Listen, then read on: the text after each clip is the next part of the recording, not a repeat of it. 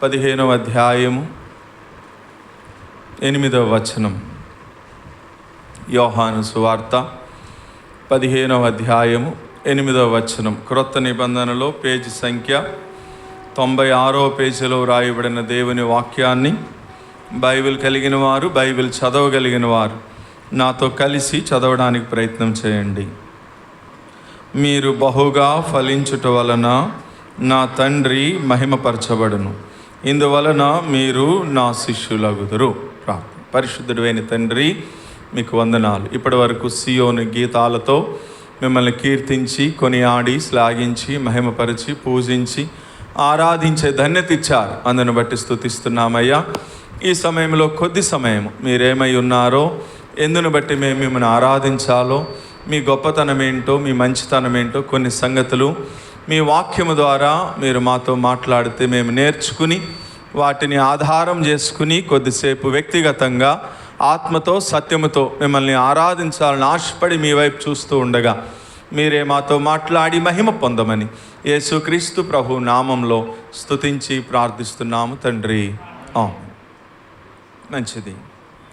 ఈ ఉదయకాల సమయంలో ప్రభువుని ఆరాధించే దాని కొరకై ఒక మాట మనం చదువుతూ వచ్చాం. యోహాను సువార్త 15వ అధ్యాయము 8వ వచనం. ఎవరు మాట్లాడుతున్నారు ఈ మాట అంటే సాక్షాత్తు యేసు ప్రభువారే మాట్లాడుతున్నారు. ఏమని మాట్లాడుతున్నారు అంటే, మీరు బహుగా ఫలించుట వలన పరలోకమందున్నటువంటి నా తండ్రి మహిమపరచబడతాడు. అప్పుడే then only you are called by the disciple of Lord Jesus Christ. అప్పుడు మీరు యేసుక్రీస్తు ప్రభు వారి యొక్క శిష్యులు అని పిలువబడతారు అన్నారు. కాబట్టి ఈ ఉదయకాల సమయంలో మన వర్తమానం యొక్క అంశం ఏంటంటే, మనం బహుగా ఏం చేయాలి చెప్పండి? ఫలించాలి. మనం బహుగా ఫలిస్తేనే దేవునికి ఏమొస్తుంది? మహిమ వస్తుంది. దేవునికి మహిమ తీసుకొచ్చే వారిగా ఉంటేనే మనం ఏమవుతాము? యేసు ప్రభువుకి ఒక మంచి శిష్యులుగా చేయబడతాం. కాబట్టి నువ్వు యేసు ప్రభు వారి యొక్క మంచి శిష్యుడిగా మార్చబడాలి అంటే దేవుణ్ణి మహిమపరచాలి. దేవుణ్ణి మహిమపరచాలి అంటే బహుగా ఫలించాలి కదా. సరే, ఈ 3 సెషన్స్లో కూడా ఆరాధన వర్తమానం, బలవర్తమానం, సాయంత్రం కూడికలో కూడా ఇదే అంశం మీద కొన్ని సంగతులు మనం నేర్చుకోవడానికి కొరకే ప్రయత్నం చేద్దాం. కాబట్టి జాగ్రత్తగా నోట్ చేసుకుందాం. మొదటి వర్తమానము మనం బహుగా ఫలించుట అనే అంశంలో నుంచి ప్రభువుని ఆరాధించడానికి కొరకై కొన్ని సంగతులు చూద్దాం. దాని కొరకై మొదటిగా అసలు యేసుక్రీస్తు ప్రభు వారు ఏ రీతిగా ఫలించారో చూద్దాం. ఎందుకంటే ఈ అధ్యాయం మొదట్లో ప్రభు అన్నారు, నేను నిజమైనటువంటి ద్రాక్షావల్లిని, నా తండ్రి వ్యవసాయకుడు, మీరు తీగెలు అన్నాడు. కాబట్టి ఆయనే ద్రాక్షావల్లి, ఆయన బహుగా ఫలించాడు.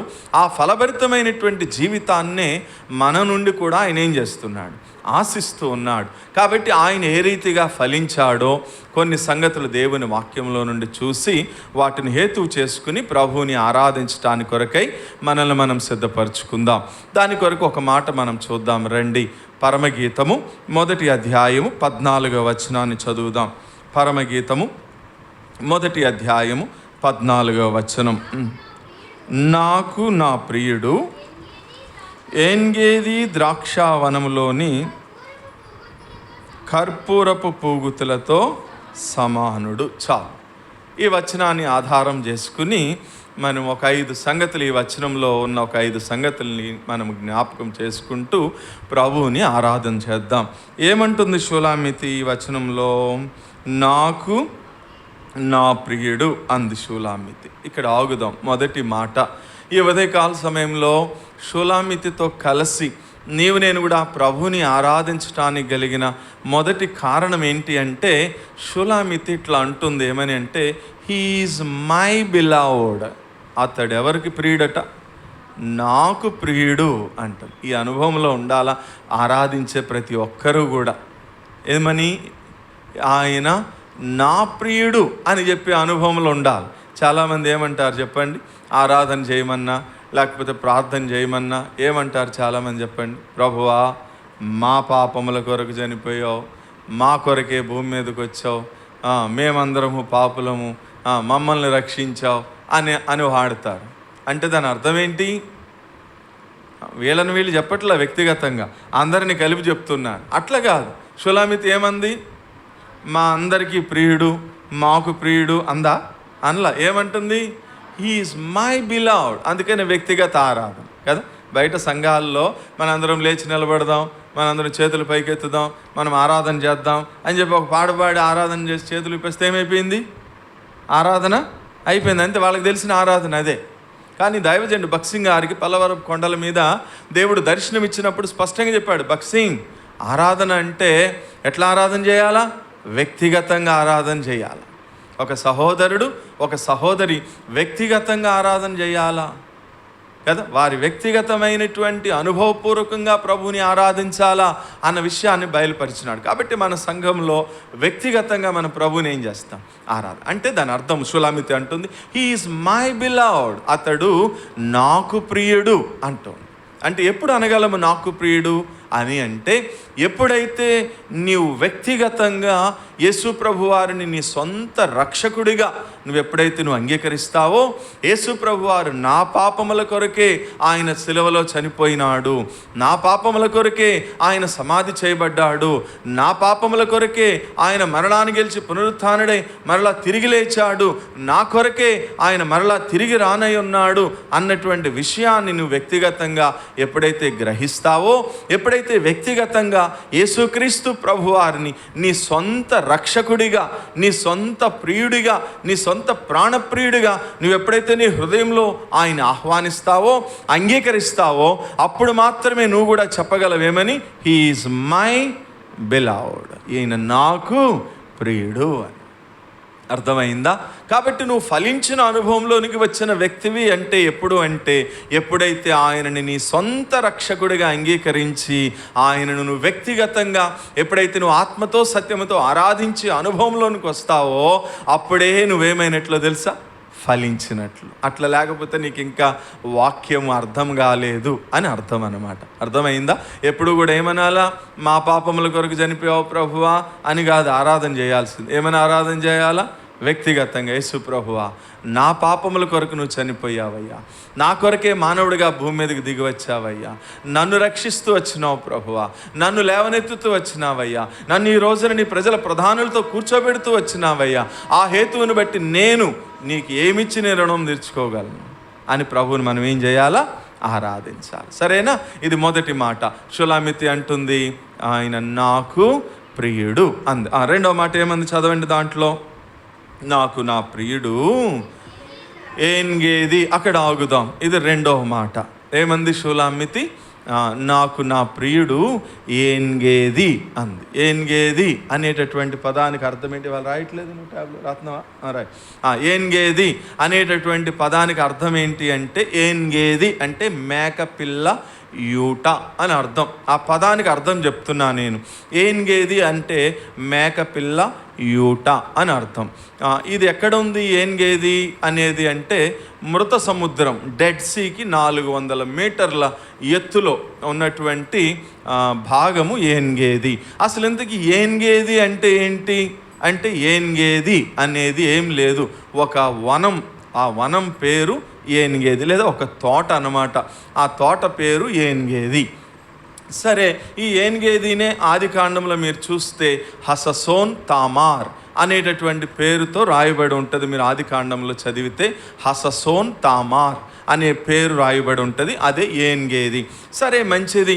మరి షులామితి తన ప్రియుడైన యేసు ప్రభు వారిని ఏంగేది అని పోల్చింది. అసలు ఎందుకు పోల్చింది ఏంగేది అని షులామితి అంటే చూద్దాం రండి. దాని కొరకై సమూయేలు మొదటి గ్రంథము 24వ అధ్యాయం చదువుదామా? మొదటి వచనం చదువుదామా? సౌలు ఫిలిష్తీయులను తరుముట మాని తిరిగి రాగా దావీదు ఏంగేది అరణ్యమందున్నాడని అతనికి అక్కడ ఆగుదాం. ఇదిగో ఈ వచనం మీకు ఆధారం. ఏంగేది అంటే ఏంటి చెప్పండి? అదొక అరణ్యం, లేదా అదొక వనం లాంటిది. ఆ అరణ్యం పేరు ఏన్గేది అనమాట. ఇప్పుడు ఏన్గేది అరణ్యంలో దావీదు ఉన్నాడు అని సందర్భం చెప్తాను వినండి. సందర్భం మనకు తెలుసు కదా. అప్పటికే సౌలు దావీదుని చంపడానికి 3 సార్లు దావీదు మీద ఈట విసిరాడు. దేవుని కృపను బట్టి దావీదు తప్పించుకున్నాడు. అక్కడి నుంచి దావీదుని సౌలు ఏం చేస్తున్నాడు? తరుముతూ ఉన్నాడు. ఇలా తరిమే క్రమంలో ఇప్పుడు మనం చదివిన వచనం ప్రకారం ఎక్కడున్నాడట దావీదు? ఏన్గేది అనేటటువంటి అరణ్యంలో ఉన్నాడని వర్తమానం వచ్చింది. అయితే కొంచెం సేపటికి ఏమైందంటే సౌలు దావీదుకి దావీదు సౌలుకి దొరకలేదు, కానీ సౌలే దావీదుకి ఏమయ్యాడు? దొరికితే వెంటనే దావీదు దగ్గర ఉన్న సేనాధిపతి అన్నాడు, ఓ దావీదా, ఈ సౌలే కదా నిన్ను రోజుల నుంచి చంపడానికి ప్రయత్నం చేస్తున్నాడు.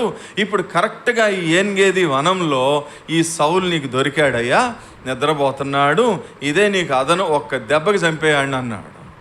వెంటనే దావీదు ఏమన్నాడు? ఇప్పుడు చూద్దాం రండి. 10వ వచనం చదవండి. ఆలోచించుము, ఈ దినమున యెహోవా నిన్ను ఏలాగు గుహలో నా చేతికి అప్పగించనో అది నీ కండ్లారా చూచితివే. కొందరు నిన్ను చంపమని నాతో చెప్పినను నేను నీ యందు కనికరించి, ఇతడు యెహోవా చేత అభిషేకము నొందినవాడు గనుక నా ఏలిన వానిని చంపనని నేను ఏం చేశాడు దావీదు చెప్పండి? ఇక్కడ ఒక మాట ఉంది, ఆ మాట అండర్లైన్ చేసుకోండి. ఏమన్నాడు? నీ యందు, ఆ మాట అండర్లైన్ చేసుకోండి. ఏం చేసినాడు దావీదు చెప్పండి? కనికరపడ్డాడు. ఎవరి మీద? సౌలు అంటే ఎవరు? తనని చంపడానికి వచ్చినటువంటి శత్రువు మీద దావీదు ఏం చేస్తున్నాడు చెప్పండి? చంపే ఛాన్స్ వచ్చింది, అవకాశం ఉన్నా కూడా చంపుకోకుండా ఏం చేశాడట? కనికరపడ్డాడు. చూసా? ఇప్పుడు చెప్పండి, ఏముంది ఏన్గేదిలో? కనికరం ఉంది. ఎక్కడి నుంచి వచ్చింది కనికరము? అప్పటికి కృత నిబంధన ఉందా? లేదు. యేసుప్రభు వారు వచ్చారా? లేదు. శిలువ బలియాగం జరిగిందా? లేదు. మరి ఎక్కడి నుంచి వచ్చింది కనికరము? అది చూసావా? ఆ కనికరము కలిగినటువంటి ప్రభు ఏన్గేదిలో ఉన్నాడు కాబట్టే దావీదు కనికరపడుతూ వచ్చినాడు. అందుకనే కదా మనకి సియోను గీతాల్లో, పెద్ద పాటల పుస్తకాల్లో పాట సంఖ్య 501 పాటలో 4వ చరణంలో ఇట్లా రాయబడి ఉంది. ఏమని? కనికరము గల దేవుడు మానవ రూపము దాల్చేను. కనికరము గల దేవుడు మానవ రూపము దాల్చేను. ప్రాణము సిలువను బలి చేసి మనలా విమోచించెను.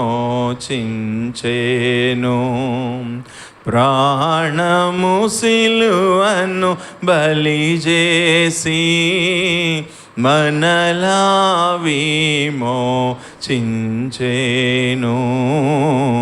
అమూల్య రక్తము ద్వారా రక్షణ పొందిన జనులారా, సర్వశక్తుని ప్రజలారా, పరిశుద్ధులారా పాడెదము ఘనత మహిమా స్తుతులాను.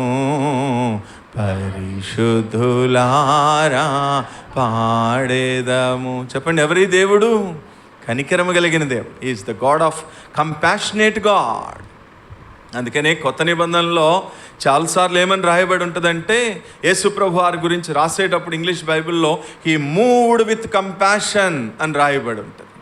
అంటే తెలుగు బైబిల్లో మీరు చూస్తే మత్తయి సువార్త 9వ అధ్యాయంలో అక్కడ కాపరి లేని గొర్రెల వలె వారు విసిగి చెదరి ఉన్నందున వారి మీద కనికరపడి అని రాయబడి ఉంది. మత్తయి సువార్త 14వ అధ్యాయంలో అక్కడున్న అనేక మంది రోగగ్రస్తులను చూసి ఆయన వారి మీద కనికరపడి వారిని స్వస్థపరిచినని రాయబడి ఉంది. మార్కు సువార్త 1వ అధ్యాయంలో అక్కడ ఉన్నటువంటి కుష్ఠవ్యాధిగ్రస్తుని చూసి అతని మీద కనికరపడి అని రాయబడి ఉంది.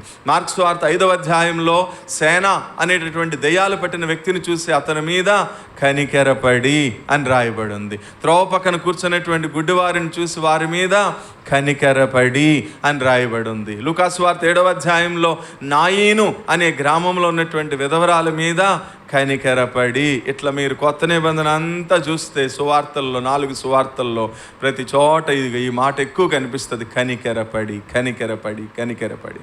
ఎందుకు? Because he is the God of compassionate God, కనికరము కలిగిన దేవుడు. కాబట్టి ఎన్గేదిలో ఏముంది? 1 కనికరం ఉంది. 2వది 17వ వచనం చదవండి. దావీదుతో ఇట్లనెను, యెహోవా నన్ను నీ చేతికి అప్పగించగా నన్ను చంపక విడిపించినందుకు ఈ దినమున నీవు నా అపకారమునకు చాలు. ఆగండి, అక్కడ ఆ మాట అండర్లైన్ చేసుకుని ఇప్పుడు 2వ సంగతి చెప్పండి. ఏముంది ఎన్గేదిలో? అమ్మా, అపకారానికి కూడా ఏముంది? ఉపకారం. అది చాలా ప్రాముఖ్యం, అంటే ఉపకారం కాదు. ఎందుకంటే లోకంలో 3 రకాలైనటువంటి తత్వాలు ఉన్నాయి. 1 మానవత్వం, 2 రాక్షసత్వం, 3 దైవత్వం. ఈ 3 ఉంటాయి, మీరు కావాలంటే చూడండి. ఈ 3 నేను ఏ తత్వంలో ఉన్నానన్నా అని నువ్వు తెలుసుకోవాలనుకో చెప్తాను, విను. మానవత్వం అంటే ఎవరైనా నీకు ఉపకారం చేశారనుకో, నీకు ఉపకారం చేశాడరా, ఈయన నాకు ఉపకారం చేశాడరా అని మళ్ళీ నువ్వు తిరిగి అతనికి ఉపకారం చేసావనుకో, అప్పుడు నీలో ఏమున్నట్లు? మానవత్వం ఉన్నట్లు. ఇప్పుడు 2వది, ఇప్పుడు ఈ వ్యక్తి నీకు ఉపకారం చేశాడు, ఉపకారం చేసినోడికి కూడా నువ్వేం చేస్తున్నావు? అపకారం చేయాలని ఆలోచన చేస్తున్నావు అంటే నీలో ఉన్నది ఏ తత్వం చెప్పు? రాక్షసత్వం. సింపుల్, అంతే. మూడవది దైవత్వం. అంటే ఈ వ్యక్తి నాకు అపకారం చేశాడని తెలిసి కూడా నువ్వు అతనికి ఉపకారం చేసావనుకో, అదే తత్వం చెప్పండి? దైవత్వం. అది చాలా ప్రాముఖ్యం. ఇప్పుడు మీరే మీ గుండె మీద చేసుకుని మీకు ఒక క్లారిఫికేషన్ వచ్చేసిందా? ఇప్పుడు నువ్వే తత్వంలో ఉన్నావు నందు? మానవత్వమా, రాక్షసత్వమా, దైవత్వమా అని ఒక క్లారిఫికేషన్ వచ్చారు. అర్థమైందా? కాబట్టి ఇప్పుడు దావీదులో ఏముంది చెప్పండి? దావీదులో ఏముంది? దైవత్వం ఉంది. ఎక్కడి నుంచి వచ్చింది దావీదు నీకు దైవత్వము?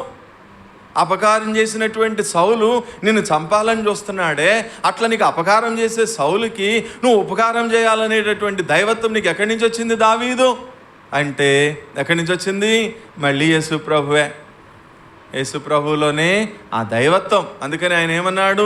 ఆయన ముళ్ళ కిరీటం పెట్టి కొట్టినా, ఆయన కొరడాలు పెట్టి కొట్టినా, ఆయన చేతుల్లో మేకులు కొట్టినా, పక్కలో బల్లెం పొడుస్తున్నా ఏమంటున్నాడు? తండ్రి, వీరేమి చేయుచున్నారో వీరెరుగరు కనుక వీరిని క్షమించు. కాబట్టి 2వది ఏముంది ఎన్గేదిలో? అపకారానికి కూడా ఉపకారం. 3వది దాని కింద వచనం చదవండి, 18. నా ఎడల నీకున్న ఉపకార బుద్ధిని వెల్లడి చేసితివి గనుక నీవు నాకంటే నీతిపరుడివే. 3వది ఏముంది ఎన్గేదిలో? నీతి ఉంది. 4వది 19వ వచనంలో, ఒకనికి తన శత్రువు దొరికిన ఎడల మేలు చేసి పంపివేయినా ఈ దినమున నీవు నాకు చేసిన దాన్ని బట్టి యెహోవా ప్రతిగా నీకు మేలు. అంటే ఏముంది ఎన్గేదిలో? మేలు ఉంది. ఎన్ని సంగతులు ఉన్నాయి చెప్పండి? 4. 1 కనికరం ఉంది, 2 అపకారానికి ఉపకారం ఉంది, 3 దైవికమైన నీతి ఉంది, 4 కీడు చేసేవాడికి కూడా మేలు. ఈ 4 లక్షణాలు ఎవరిలో ఉన్నాయి చెప్పండి? ప్రభువైన యేసుక్రీస్తులో. అందుకు షులామితి తన ప్రియుడిని ఏమని పోల్చింది చెప్పండి? ఏన్గేది అని. చూసావా? ఏన్గేది అని పోల్చడానికి కలిగిన కారణం ఏంటి? అసలు ఏముంది ఎన్గేదిలో అంటే కనికరము కలిగిన దేవుడున్నాడు, అపకారానికి కూడా ఉపకారం చేసే దైవత్వం కలిగిన దేవుడున్నాడు, దైవికమైనటువంటి నీతిమంతుడైనటువంటి దేవుడున్నాడు, కీడు చేసేటటువంటి వారికి కూడా మేలు చేసినటువంటి దేవుడు యేసుక్రీస్తు ప్రభు. కాబట్టే ఆ ప్రభుని ఏమని పోలుస్తుంది షులామితి అంటే? ఏన్గేది అని. ఇది 2. 3వది ఇంకేమంటుంది షులామితి? చూడండి, నాకు నా ప్రియుడు ఏన్గేది ద్రాక్షావనము అంది. మూడవ మాట, ద్రాక్షావనము దేనికి సాదృశ్యము అంటే ద్రాక్ష తోట లేదా ద్రాక్ష వనము అనేది యేసుక్రీస్తు ప్రభువారి యొక్క సమర్పణ జీవితానికి సాదృశ్యం. ఆయన ద్రాక్ష తోట వలె ఆయన తనను తాను మన కొరకై దేవునికి అర్పణగాను బలిగాను ఏం చేసుకున్నాడు? అర్పించుకున్నాడు. అందుకనే మీరు చూస్తే యెషయా గ్రంథం 53వ అధ్యాయము 4వ వచనం నుంచి 7వ వచనం వరకు మీరు తర్వాత జాగ్రత్తగా చదివితే అక్కడ ఇవే మాటలు ఉంటాయి. ఏమని? ఆయన మనుషులు చూడనొల్లని వాడాయను, వ్యసనాక్రాంతుడిగా మార్చబడుతూ వచ్చను, ఆయన మనందరి సమాధానార్థమైనటువంటి శిక్ష ఆయన మీద మోపబడుతూ వచ్చను, అతనిని నలుగగొట్టడానికి యెహోవాకు ఇష్టమాయను. ఇవన్నీ కూడా మనమందరము గొర్రెల వలె త్రోవ తప్పిపోతుమి, ఆయన పొందిన దెబ్బల చేతే మనకి స్వస్థత కలుగుచున్నది. ఈ మాటలన్నీ మనకి ఏం తెలియజేస్తున్నాయి అంటే నీ కొరకు నా కొరకు యేసు ప్రభువారు ఆ శిలువలో తన్ను తాను అర్పణగాను బలిగాను సమర్పించుకున్న సమర్పణ జీవితాన్ని తెలియజేస్తాం కదా. అక్కడ రాయబడి ఉంది, ఆయన్ని నలగొట్టడానికట యెహోవాకి ఏమైందట? ఇష్టమవుతూ వచ్చిందట. నలగొట్టబడ్డాడు నీ కొరకు నా కొరకు యేసు ప్రభువా. తనను తాను అర్పణగాను బలిగాను ఆ శిలువకి అప్పగించుకుంటూ వచ్చినాడు. అందుకు షులామితి తన ప్రియుడిని పోలుస్తుంది, నాకు నా ప్రియుడు ఏంగేది ద్రాక్షావనము అంటూ. చూసావా? ఆ ద్రాక్షావనముతో తనను పోల్చడానికి కలిగిన కారణం అదే. మీరు మీకు ద్రాక్ష కాయలు ఇస్తే దాన్ని జ్యూస్ చేయమంటే ఆ ద్రాక్ష కాయలను తీసి కడిగి ఆ మిక్సీలో వేసి జ్యూస్ చేస్తారు. కానీ ఇజ్రాయేలు దేశంలో ద్రాక్ష రసం తీయాలి అంటే ద్రాక్ష కాయలు ఇలా మనం చేత్తో పట్టుకునే అంత చిన్నవిగా ఉండవు. అక్కడ ఒక ద్రాక్ష గెలనే ఇద్దరు కర్ర మధ్యలో పెట్టి అటొకళ్ళు ఇటొకళ్ళ భుజం మీద మోసుకెళ్ళాలి. అంత పెద్ద ద్రాక్ష గెలలు కాస్తాయి. ఇప్పుడు వాటిని జ్యూస్ చేయాలంటే ఎన్ని మిక్సీలు వేయాలి? అందుకనే అక్కడ యజమానులు ద్రాక్ష తోట మధ్యలోనే ఒక బురుజు తవ్విస్తారు. ఆ బురుజులో ఈ కాయలన్నీ వేస్తే స్త్రీలు ఏం చేస్తారంటే వాటిని బాగా తొక్కితే అప్పుడు దాంట్లో నుంచి ద్రాక్ష రసము వస్తుంది. నీ కొరకు నా కొరకు యేసు ప్రభువారు అంతగా ఏం చేయబడ్డాడు చెప్పండి? నలగొట్టబడ్డాడు. అందుకని అక్కడ ఏమని రాయబడింది? అతని నలుగగొట్టుటకు యెహోవాకు ఇష్టమాయను. ఉందా ఆ మాట? ఇప్పుడు నన్ను ఇట్లా అడగనివ్వండి, కొట్టడము నలగొట్టడము ఈ రెండు ఒకటేనా వేరువేరా? కొట్టడము నలగొట్టడం ఒకటేనా వేరువేరా? కొట్టడం అంటే ఏంటి? నలగొట్టడం అంటే ఏంటి? అమ్మా, కొట్టడం అంటే 4-5 దెబ్బలు వేస్తాం. నలగొట్టడం అంటే సంఖ్య పెరిగిద్దా? అమ్మ, మీ మమ్మీ మిమ్మల్ని ఎప్పుడైనా కొట్టిందా? నలగొట్టిందా? కొట్టిందా? నలగొట్టిందా? సరే, నేను చెప్తాను చూడండి. కొట్టడం అంటే ఏంటి, నలగొట్టడం అంటే. ఉదాహరణకి ఇప్పుడు సడన్గా ఒక కుక్క లోపలికి వచ్చింది అనుకోండి, వెంటనే ఏం చేస్తాం మనము? చాయ్ పో బయటకని ఒక దెబ్బ కొడతాం కదా, దాన్ని కొట్టడం అంటాం. మరి నలగొట్టడం అంటే ఇప్పుడు సడన్గా ఒక తాసుపాము లోపలికి వచ్చింది అనుకోండి, దాన్ని కూడా పో బయటికి అని ఒక దెబ్బ కొట్టి పోం అంటావా? దాన్ని ఏం చేస్తాం? నలగొడతాం. ఇంకా కొట్టినా కూడా ఇంకేమంటాం? చూడు తోక కదులుతూ ఉంది, ఆ తల మీద బాగా చితకొట్టు అని అంటాం కదా, అది నలగొట్టడం. ఇప్పుడు చెప్పండి, యేసు ప్రభువారు ద్రాక్షావనంతో షులామితి పోల్చడానికి కలిగిన కారణము నీ కొరకు నా కొరకు ఆయన ఆ రోమా సైనికుల చేత కొట్టబడ్డాడా, నలగొట్టబడ్డాడా? నలగొట్టబడుతూ వచ్చిన. అందుకనే బల్ల తీసుకునేటప్పుడు మనం ఇట్లా ప్రార్థన చేస్తాం కదా, ఇది నా శరీరము, నన్ను జ్ఞాపకము చేసుకున్నట్టుకే దీనిని చెయ్యి అంటే ఏం జ్ఞాపకం చేసుకోవాలా? ఒక గోధుమ గింజ లేదా గోధుమలు ఏ రీతిగా నలగొట్టి ఆ గోధుమ పిండితో రొట్టె చేస్తున్నారో అలాగే యేసు ప్రభు వారి శరీరము కూడా నీ కొరకు నా కొరకు ఏం చేయబడుతూ వచ్చింది? అంతగా నలగొట్టబడుతూ వచ్చింది. అందుకని షులామితి ప్రభువుని ఎవరితో పోలుస్తుంది? ద్రాక్షావనము. ఆ హేతువుని బట్టి మనం ఏం చేయాలి? ప్రభువుని ఆరాధించాలి. అంతగా ఫలించినాడు ఆయన సిలువలో మన కొరకై. కాబట్టి ఇది మూడవది. నలగొట్టబడ్డాడు. ఒకటేమో నాకు నా ప్రియుడు అంది, రెండవదేమో ఎంగేది అంది, మూడవదేమో ద్రాక్షావనము, నాలుగవ మాట ఏమంది? కర్పూరము. అక్కడ ఆగుదాం. నాలుగవది, ప్రభువుని తన ప్రియుడిని ఎవరితో పోలుస్తుంది షూలామితి అంటే? కర్పూరముతో పోలుస్తుంది. నన్ను ఇట్లా అడగనివ్వండి, కర్పూరం ఎలా ఉంటుంది? కర్పూరం ఎలా చెప్పాను అంతకుముందు? నేను ఈ మెసేజ్ చెప్పాను మరి, అందుకని నేను అడిగింది నేను. సరే, అయితే కర్పూరం ఎలా ఉంటుంది మరి? నాకు చెప్పాలి అందుకనే మీరు. లేదు. కర్పూరం ఎలా ఉంటుంది చెప్పండి? చేదుగా ఉంటుంది. వాస్తవంగా చేదు ఎవరు? మనమే చేదు కదా. మన చేదంతటినీ కూడా యేసుక్రీస్తు ప్రభువారు సిలువలో ఏం చేస్తూ వచ్చినారు? భరిస్తూ వచ్చినారు.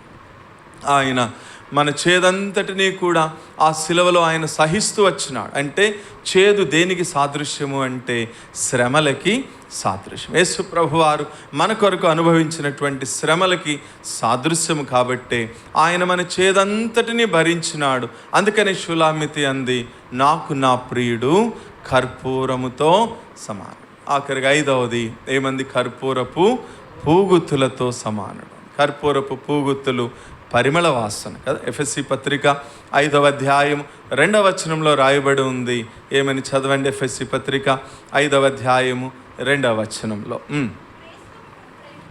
క్రీస్తు మనలను ప్రేమించి పరిమళ వాసనగా ఉండుటకై మన కొరకు తన్ను తాను అర్పణగాను బలిగాను సిలువకి అప్పగించు. వాస్తవంగా మరి మనం ఎటువంటి వాసనతో ఉన్నాము అంటే, యెషయా గ్రంథం 1వ అధ్యాయం 6వ వచనంలో రాయబడి ఉంది, నడినెత్తి మొదలుకుని అరికాలు వరకు స్వస్థత కొంచెమైనను లేదు.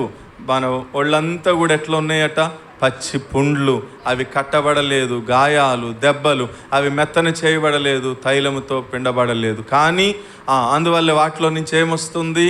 పాపపు వాసన వస్తుంది, దుర్వాసన వస్తుంది, మరణపు వాసన వస్తుంది, నరకపు వాసన వస్తూ ఉంది.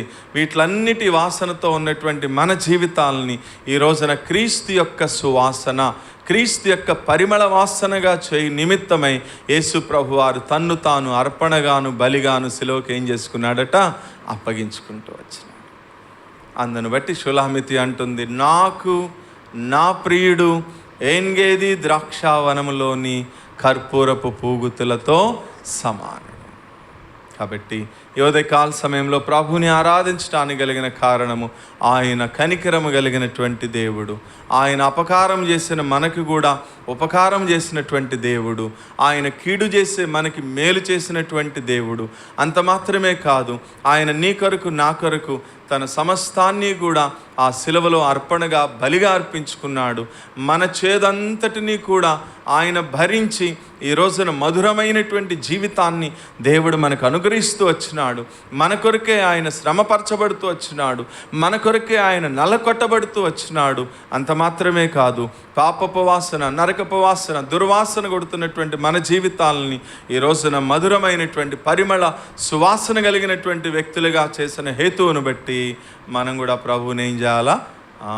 షూలామితితో కలిసి మనం కూడా ప్రభువుని ఆరాధించబద్దులమై ఉన్నాం. తలలో ఉంచుదాం, కళ్ళు మూసి.